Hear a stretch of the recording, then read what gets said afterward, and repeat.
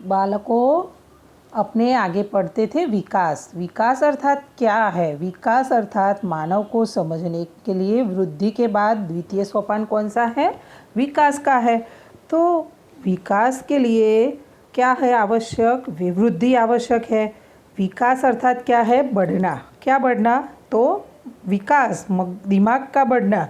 वृद्धि के बाद मानसिक, मनोविज्ञान के क्षेत्र में विकास अर्थात शाब्दिक वृद्धि, साथ साथ में उसके अलावा अन्य पहलुओं की वृद्धि, जैसे कि परिवर्तन होना, वृद्धि और परिवर्तन जो व्यक्ति के शारीरिक वृद्धि के अलावा अन्य पहलुओं में वृद्धि और परिवर्तन जो होता है वो उसे विकास कहते हैं। व्यक्ति के शरीर का विकास होने पर उसके मस्तिष्क की सहायता से वातावरण के साथ जो है उसकी अंतःक्रिया करके वो परिस्थिति पर प्रभुत्व प्राप्त करे, अथवा तो शरीर विकास होने पर मस्तिष्क की सहायता से वो स्वयं उसके साथ अनुकूलन स्थापित करता है और उसका यह विकास सूचित करता है।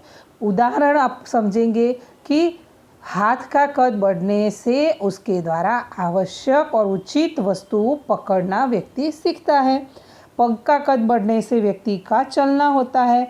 और मस्तिष्क की वृद्धि होने से अपने क्या करते हैं? मस्तिष्क की वृद्धि होने से दिमाग से व्यक्ति याद रखता है।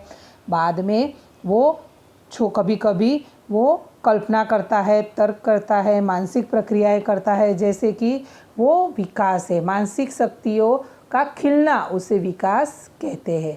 इसीलिए ऐसा भी कहा जा सकता है कि विकास अर्थात शरीर में होने वाला रासायनिक बदलावों से विविध गुणों में होने वाला बदलाव है।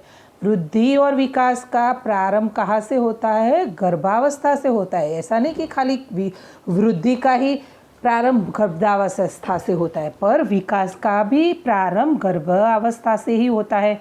किंतु वृद्धि एक उम्र तक होने के बाद वो रुक जाती है और विकास है वो निरंतर चलता है। वृद्धि नहीं रुकेगी तो क्या होगा बच्चों?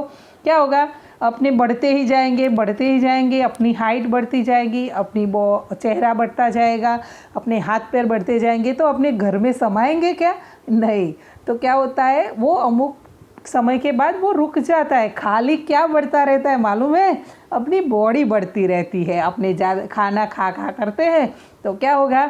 अपनी वेट बढ़ता जाएगा, अपनी बॉडी फूलती है, हाइट नहीं बढ़ती है, अपने चौड़े होते हैं, मोटे हो जाते हैं, तो वो बढ़ता रहता है, वो नहीं कभी रुकता है। मृत्यु पर्यंत व्यक्ति कैसा जीवन शैली उसकी है उसके आधार पर वो बढ़ता रहता है, पर हाइट और अपनी जो बॉडी के शरीर के हर एक अंग उपांग है वो कभी बढ़ते नहीं है। तो वो ये विकास है वो निरंतर चलता है, पर वृद्धि है वो निरंतर चलती नहीं है, वो अमुक समय के बाद वो अटक जाती है। तो यह वृद्धि का अनुसरण करती है। वृद्धि के कारण प्राप्त होने वाली क्षमता है वो विकास है। विकास की अलग अलग मनोवैज्ञानिकों ने व्याख्या दी है। तो यहाँ एलिजाबेथ हरलॉक ने विकास की परिभाषा दी है। उन्होंने कहा है कि विकास गुणात्मक बदलाव है। यहाँ आपको दिखता है कि विकास गुणात्मक बदलाव है।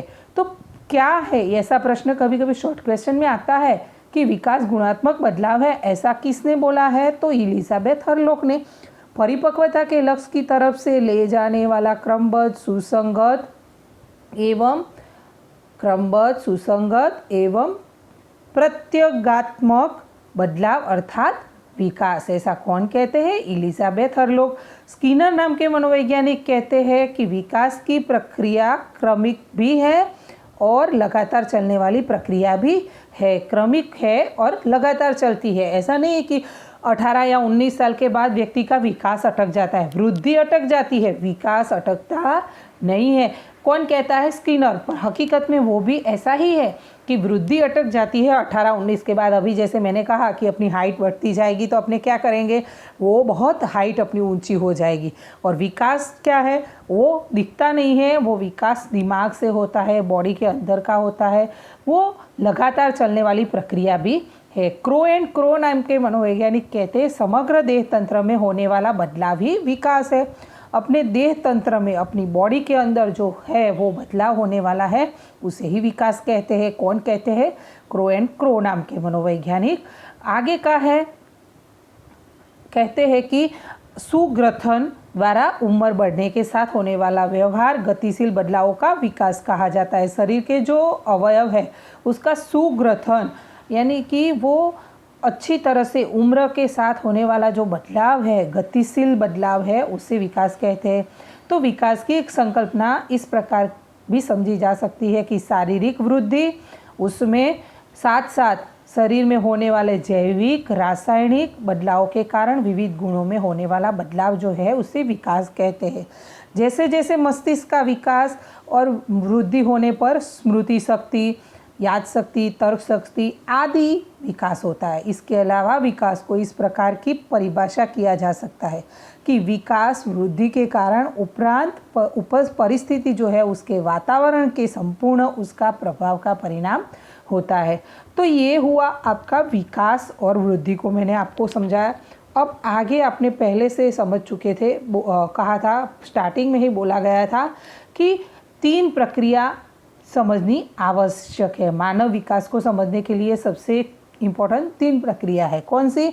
एक तो पहली वृद्धि, दूसरा विकास और तीसरा क्या है? परिपक्वता। परिपक्वता अर्थात जीवंत प्राणी के विविध अंग उपांगों को संपूर्ण विकास सिद्ध करने की जो प्राकृतिक प्रक्रिया मनुष्य में निहित है और उसे विविध अनुसरणात्मक या आयु तक पर वृद्धि और विकास की कुछ औसत सिद्धि अपेक्षित होती है। जैसे कि 18 या 21 साल के वर्ष पर व्यक्ति जो होते हैं वो वयस्क होते हैं।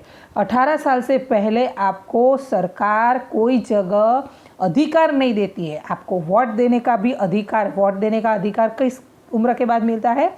18 साल के बाद। शादी करने का अधिकार कौन सी उम्र में मिलता है?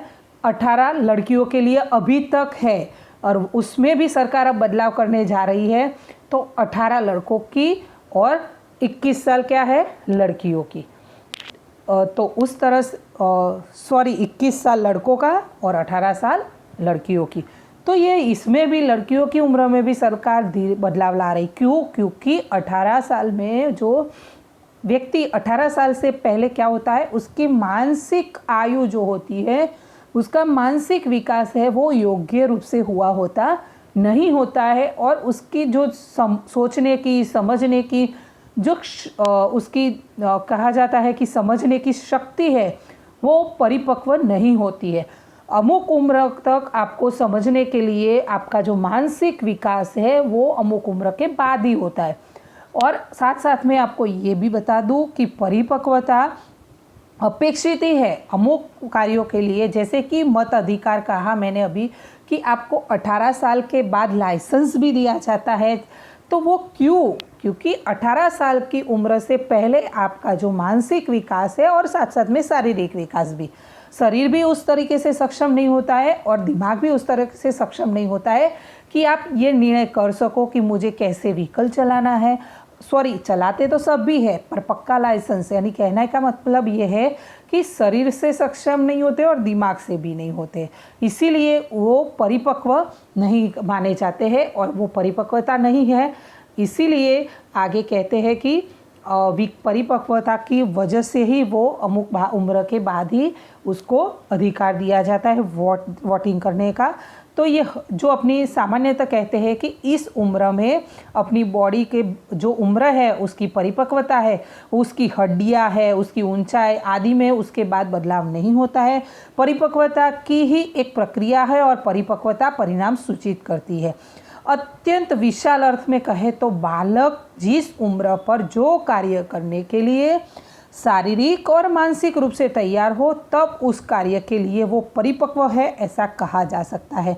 यहाँ मैंने आपको अंडरलाइन करके दिखाया है कि बालक जिस उम्र में कार्य करने के लिए शारीरिक और मानसिक रूप से वो तैयार होता है उसे ही परिपक्वता कहते हैं। गर्भधान से मानव बालक को समझने के लिए स्त्री पुरुष के प्रजनन कोष के संयोजन से फलित कोष भौमितिक क्रम में वृद्धि विकास होता है। इस वृद्धि विकास के परिणाम स्वरूप 280 दिन पर बालक जन्म लेने के लिए परिपक्व होता है। अब आपको ये सेंटेंस से आपको समझना है कि मैंने यहाँ दर्शाया है कि 280 दिन से दिन पर वो बालक होता है वो जन्म लेने के लिए परिपक्व होता है। क्यों 280 दिन से पहले जो जन्म लेते हैं बालक वो परिपक्व नहीं होते हैं ना, क्योंकि जो परिपक्व बालक 280 दिन से पहले बालक जन्म ले लेते हैं तो वो क्या होता है, आपने सुना होगा या देखा होगा, कभी कभी आपने सुना होगा कि बालक को कांच की पेटी में रखा जाता है। क्यों रखा जाता है?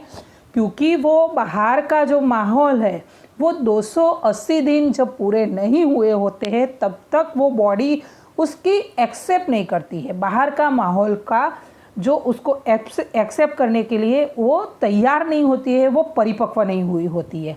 तो इसीलिए 280 दिन के बाद बालक क्या होता है, जन्म लेने के लिए परिपक्वता होता है। तो ये वृद्धि और विकास की प्रक्रिया में कोई भी कहते हैं कि जन्म के बाद भी कोशों के वृद्धि और विकास की प्रक्रिया में कोई भी तालीम या अनुभव का हस्तक्षेप नहीं होता है। गर्भधान से जन्म के समय तक के प्राकृतिक समय पत्रक के अनुसार परिपक्वता की प्रक्रिया आगे बढ़ती है। ऐसा कहते हैं कि बालक को जल्दी आपको चलना सिखाना हो तो वो संभव नहीं है, समय आएगा। आप कहते हो कभी कभी कोई कोई माता पिता उतावले होते हैं कि बालक को चलाने के लिए बिठाने के लिए तैयार हो जाते, पर नहीं, बालक 6 महीने का होता है तभी वो उसकी जो करोड़रज्जु है, उसकी बॉडी के अंग उपांग है, वो परिपक्व नहीं हुए होते हैं। आप 2-3 महीने के बालक को अकेले को कोई सहारे से रख के बिठाने की कोशिश करोगे ना तो उसके अंग से एक्सेप्ट नहीं करेंगे, वो तैयार नहीं है, उसकी बॉडी तैयार नहीं है, तो वो बैठ नहीं पाएगा या गिर जाएगा। उसको ऐसे अकेले छोड़ नहीं सकते हैं। क्यों? क्योंकि वो कोई भले ट्रेनिंग दो, चलना सिखाने की कोशिश करो कि 8वें महीने में आपका बच्चा दौड़ने लग जाए, नहीं, वो संभव नहीं है। क्यों? क्योंकि वो 10 महीने का लगभग, कभी कभी क्या होता है कि कोई कोई अपवाद रूप बालक होते हैं और उसमें भी लड़कियों को या लड़के भी, पर अपवाद रूप होते हैं कि कोई बच्चे 10 महीने में अच्छे से चलना सीख जाते हैं। पर दौड़ना कभी कभी, अपवाद रूप शब्द मैंने कहा है कि हर एक बच्चे के लिए संभव होता नहीं है। तो ये क्या है कि वो ट्रेनिंग दोगे ना आप उसको चलाने की, तो भी वो चल पाएगा नहीं। तो वो ऐसे परिपक्वता की प्रक्रिया धीरे धीरे जन्म के बाद प्राकृतिक जो समय पत्रक होता है कुदरती, उसके आधार पर वो धीरे धीरे प्रक्रिया परिपक्वता की ओर पहुंचती है। पक्षी का उड़ना, दाना चुगना, साथ साथ में बालक की जो बैठना, चलना, दौड़ना आदि प्रक्रिया जो है वो परिपक्वता के कारण ही होती है, परिपक्वता के बिना होती नहीं है। तो ये जब तालीम, उदाहरण स्वरूप लिखना, निशाना लगाना आदि क्रियाओं के लिए ट्रेनिंग की आवश्यकता होती है, पर जनरली चलने के लिए, खाने के लिए 9 महीने के बाद धीरे धीरे उसको चलने के लिए, तो ये, लेकिन तालीम देने से पहले उस प्रक्रिया को प्रकट होने के लिए परिपक्वता की पूर्व तैयारी होनी आवश्यक है।